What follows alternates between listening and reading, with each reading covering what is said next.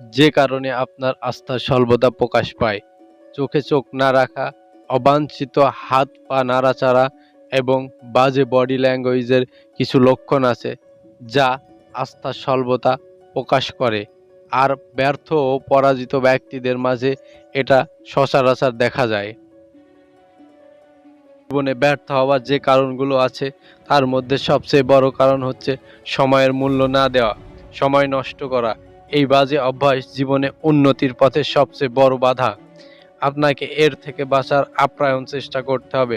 জীবনে যারা বড় হয়েছে তাদের কাছে সময়ের মূল্য অনেক। আপনাকে সময়ের মূল্য দিতে শিখতে হবে। জীবনে যদি আপনি সফল হতে চান তাহলে কথাবার্তায় দুর্বল হলে চলবে না। সবার সাথে খুব আন্তরিকতার সাথে কথাবার্তা বলতে হবে, হৃদয়ত্ব নিয়ে চলাফেরা করতে হবে। জীবনে যদি সফলতা অর্জন করতে চান তাহলে সবার সাথে খুব